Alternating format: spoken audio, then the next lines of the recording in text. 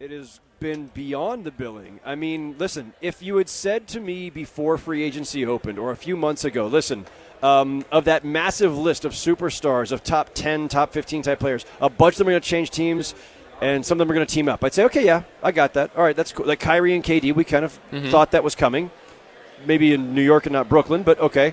That would happen. That Jimmy might leave Philadelphia, believable. Totally believable. There's no way. And Kawhi to the Clippers was something that we knew was a potential outcome. Kawhi to the Clippers in tandem with a Paul George forced trade with years left on his deal, no one could have seen coming. So everything in its totality, the just cumulative of impact of all of it, I think exceeds what we could have foreseen or predicted. And, you know, we're always prisoners of the moment. And in this league, a lot of stuff happens. We go, well, I've never seen that before. Wow, this is the most crazy. This one is. This is the benchmark. This is the reference point. This is the new reference point. This is absolutely, because this was absolute insanity to have, granted, even with KD hurt, to have Kevin Durant, Kyrie Irving, Jimmy Butler, Kawhi Leonard, Paul George, Anthony Davis, all changing teams in the same week, essentially. I know the trade for Anthony Davis was consummated a little, blah, blah, blah, blah. Officially, this all happened in a week. There's never, ever been anything like that. Jay and I were just talking about this. Is this good? I mean, as a fan, I think it's really cool. Westbrook felt like, and he's an offshoot of this. He could be on another team. Oh, he's going to be a guy. Curry, will these guys stay on the same teams? Like, I don't know. Is it good? Is it good for the league that they're changing teams like this? So I would answer that on probably like 5 different levels. I'm not sure how many there are, but let me quickly go through. All right. If you love the fireworks, if you just love transactions, if you love the intrigue of the NBA and all the movement and everything, it's good. If you are a fan of one of those teams that just lost one of those guys, it kills you. It's terrible, especially if it's, you know, say the Thunder with Paul George. You lost Kevin Durant, but you all of a sudden you had this celebratory moment. Oh, my gosh, we got Paul George. We got Paul George. With team control. And then he resigned. He stayed. He chose us. And then a year later you're losing him. So that's devastating to that market. That's devastating to those fans. So the rest of us can sit back and go, woo, fireworks. This is fun. It's not if you're an Oklahoma City Thunder fan. Not if you're – look, Toronto will probably ride the wave and the high that they're on will last a long time, and they'll be okay with it. But it still sucks to lose Kawhi Leonard. You know, there's a number of these. So there's always a consequence. So there's level 2. There's the fan of those specific teams, and it blows. For parity's sake, for the league-wide global view of the league, again, now we're back to good. Because instead of super teams, we now have a bunch of teams with 2 guys. I say super team is 3 elite players. No one's got 3 anymore. The Warriors for the moment are at 2. We'll see when Klay comes back, what they look like, everything else. But there's no super team right now. And we've gone through an era of 12 straight years of super teams dominating, whether it was the Celtics, whether it was the Heat and the Cavs, the Warriors. And now we've got this equilibrium that we haven't seen in a long time, where there are 6 teams in the West that I could make a case for plausibly. I'm not saying plausibly could win the West. 6 teams. And you're probably 4 in the East I could make a case for. Again, different levels. I'm not saying they're all equal. But 10 teams that could be in the finals, we haven't had that in a long time. So, all right, on that one, it's good. But then the overall thing with this much player movement, this frequently at that level, all-star level, is very destabilizing and confusing. And if you are somebody who, again, if you buy into teams and not players, it's hard because you have no consistency year to year. And at some point, all the fireworks maybe, we all just kind of get singed by. Yeah. Speaking of that, because we had this conversation before you came here, Howard, about how many teams right now, if you were to bet on the championship, who would win the championship next year? And you say there's almost half the league that you could – A third, almost. A third of the league. A third to make the finals, actually. Okay. Not even to win the championship. That's still amazing. That's a lot. That's quite a bit. From this point right now, who would you lay your money down on? I wouldn't. Okay, how about I'm not a betting man. Because we're in Vegas, we give you a big bag of money. Who would you lay someone else's money on? If I have to pick a favorite in each conference, it's going to be Clippers and Bucks. But it's not by a long shot. Why the Clippers? The Clippers not only have Kawhi and Paul George, who are 2 of the best, maybe the 2 best two-way wings in the NBA. however you want to define them, those two in tandem could just be absolute killers. And then you throw in Patrick Beverley and the defense that team can play. Plus, you've got two guys who can both initiate the offense and score in a variety of ways. They should complement each other perfectly, and they've got a really, really nice, solid supporting cast around them that won 48 games without them. They've got a coherence to that roster and that rotation that the Lakers, for instance, don't have. LeBron and AD, if you want to make the case that they're the better 1-2 punch than Paul and Kawhi, I think you could argue that either direction, especially with LeBron at the age he's at. But that's fine. I'll take that. If you want to say LeBron and that the Lakers have the better 1-2, I'll stipulate that, and I'll still say that the Clippers should be favored because their supporting cast is better, more proven, and more coherent because it's been together and fits their two guys. I'm not sure about the Lakers. So it's the Clippers over the Lakers by a little. Okay. But then, Utah is in the conversation. Denver's in the conversation. Houston deserves to still be in that conversation. I could even go as far as saying that if Nurkic comes back healthy and is playing the level he was playing at, and they've got Hassan Whiteside too now, put Portland in the conversation. Again, I'm not saying they're coming out of the West. I'm just saying if we're going to say that there are teams that could plausibly win the West, Portland is in that conversation. And out east, after the Bucks, Philly is right there. And again, it's a coin flip in some ways because they're built so differently. But those two are both for certain plausible. And I'm going to say Boston, Indiana deserve consideration. Wow. So there's Indiana. 10 teams. That's great. That is absolutely great. We're with Howard Beck here at NBA Summer League. And again, all guests coming to you via the Fire Wings hotline. Try one of their delicious flavors of wings today. Just wing it. Howard, you cover for the Bleacher Report all NBA. But at the time, you were in L.A., and I feel like that is going to be one of the hubs of the NBA this year. You know the dynamic of covering the Lakers. The Clippers are more than relevant. You just gave some great reasons why. What is that dynamic going to be like in Los Angeles when they play each other, when they're not playing each other? The L.A. culture around now the Lakers and the Clippers. It's never happened. So there have been a few years there, not when I was there, after I left, where the Clippers and Lakers actually were in the playoffs at the same time. Even that's rarely happened. But making the playoffs at the same time as, one of them a 7th seed and one a 5th seed is not the same as what we're seeing right now. The Clippers have never been this kind of team. Nobody was ever picking the Clippers. Kawhi Leonard and Paul George and whoever their predecessors were for the last 40 years were never picking the Clippers.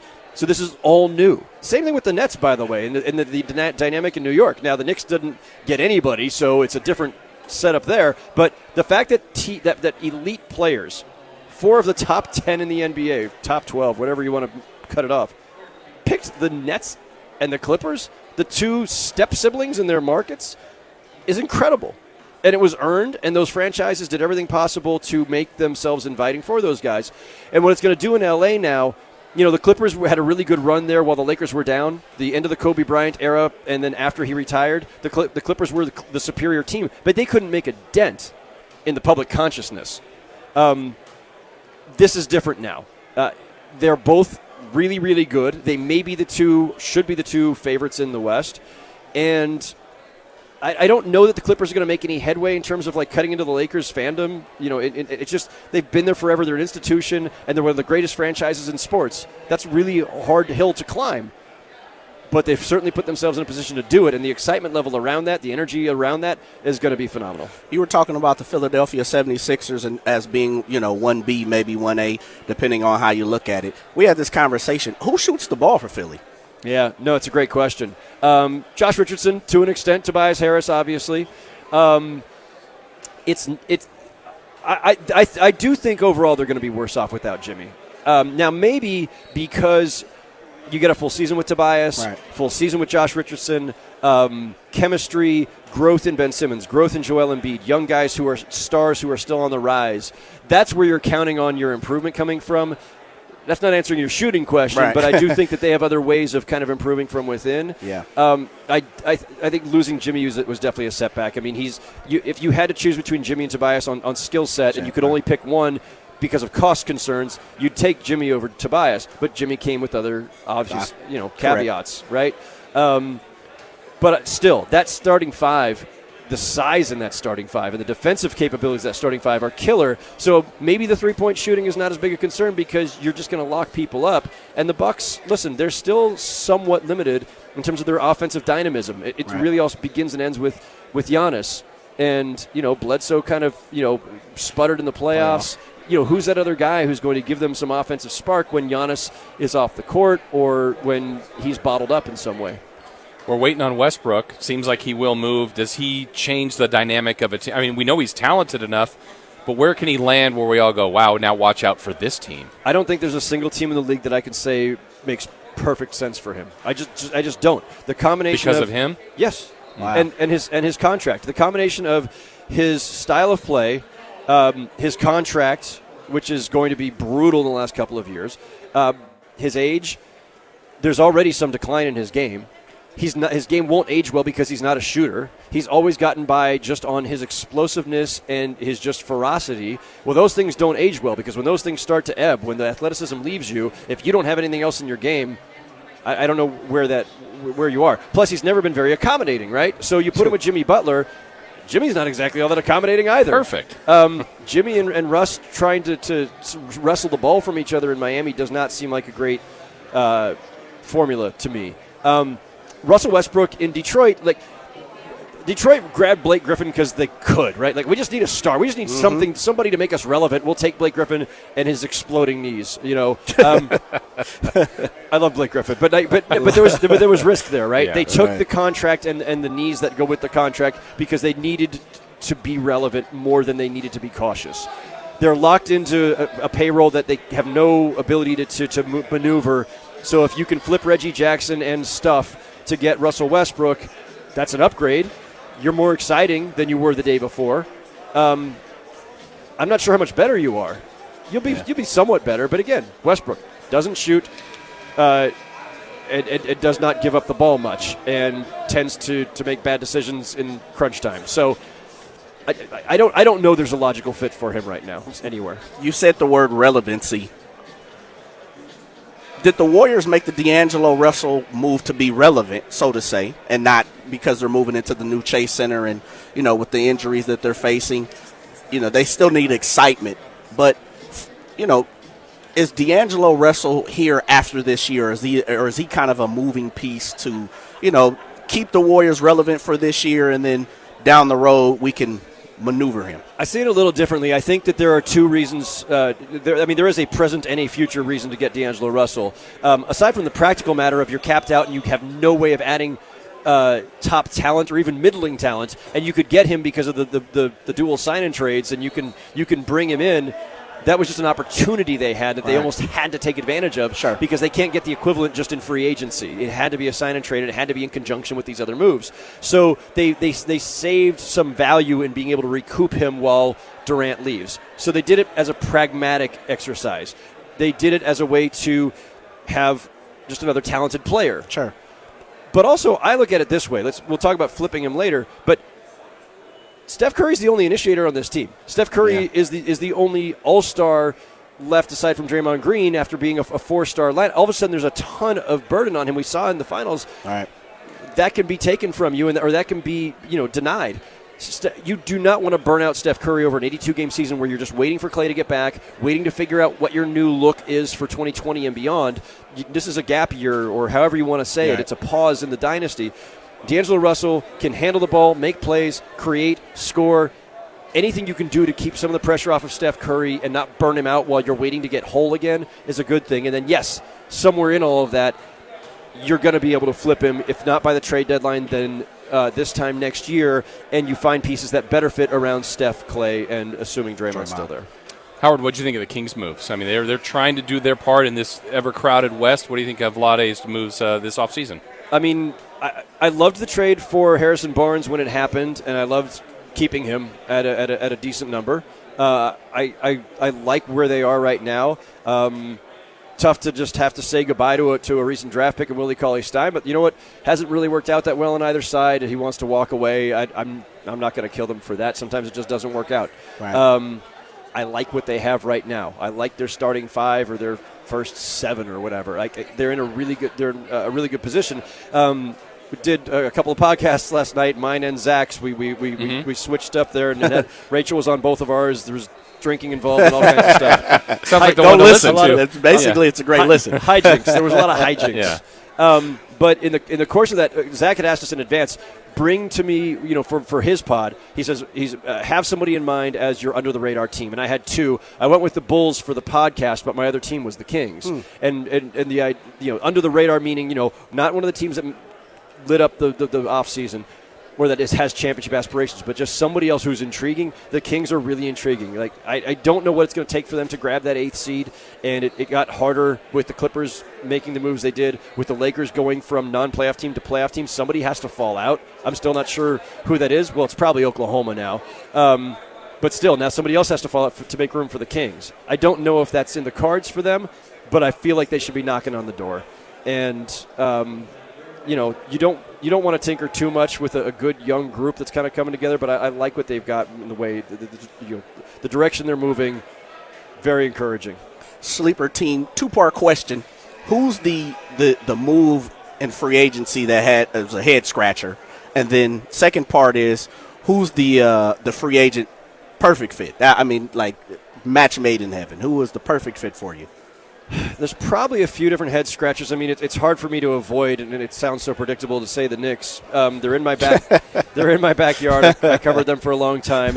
When you whiff on the superstars, obviously there's pressure to spend all that cap room. You created $70 million in cap room by offloading your best player with contracts, and now all of a sudden you're sitting there going, well, wait a minute, now what do we do? But none of these pieces make sense together, and now it's being reported that Marcus Morris might go there as well, along with Taj Gibson and Julius Randle and all these Robinson and I don't know that there's any rhyme or reason other than we have to spend this money. Let's just grab a bunch of guys on short contracts that won't hurt us in the future, and that maybe we can flip later. I mean, if there's any, the Knicks don't ever talk. Their executives have not spoken since this all began or since the trade deadline, I think. So we don't know what their thinking is. But if we can surmise anything, maybe it's that if you have a bunch of semi-reasonably priced guys on short contracts, you can try to combine a couple of them, plus maybe those Dallas picks or something else, and make some big move down the line. I don't know if that's what they're setting themselves up for,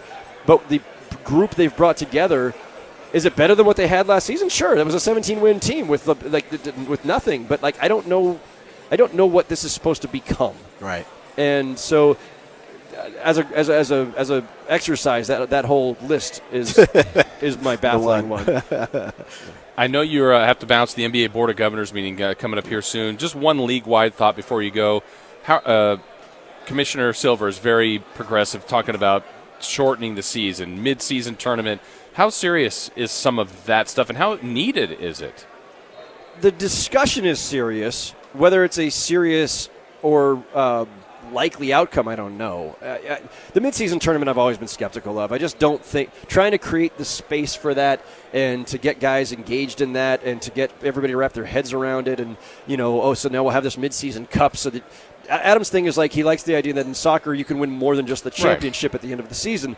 Should there be more things up for grabs, more things at stake, so you can somebody else can claim something? I don't know. I'm not. This is this is America. We love a winner. We just want the final winner. We just want the best one. We don't want consolation prizes. We don't do consolation prizes, right? So I don't know that we're gonna grasp that as a sporting public. The idea of a midseason tournament, and that's something else that you can win and be the title holder of. And you're going to raise that banner. I mean, I've mocked the Kings raising division banners, so I'm not about to say a midseason tournament banners. And by the way, it's not aimed at just the Kings. Division banners seem to be. We're proud of that. It just feels a little. Anyway, reaching.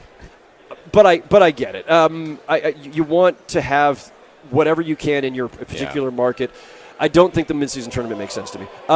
The shortening of the schedule is about a lot of things. It's about player health and longevity. It's about it's about the revenue that could be lost. But does the scarcity of games mean you can charge more for those games, both in ticket prices and in ads? So therefore, you make up the lost games. How does that work? Does it work? Will guys still sit out? Yeah, right, exactly. Will it eliminate load management? I mean, or will guys now sit out 15 of the 66 games instead of sitting out 20 of the 82? I don't know. And that's what they're trying to figure out. What does it do to our sense of records and record books if all of a sudden it's not an 82-game schedule anymore? And how do we process that? It's just there's a lot to it. And I don't think we're any closer to it than we were a couple of years. I mean, this has been discussed for a while. It's not like these are new concepts. The league's been kicking it around for a bit. I don't know that we're any closer to it. But maybe Adam Silver will tell us a little more in a little bit here. Yeah. Well, Howard, thank you so much. It's always great talking to you. It's a pleasure. Yeah, thank you so much. Howard Beck joining us from Bleacher Report, off to more important things. Not more important, just different. Oh, different. The Drive.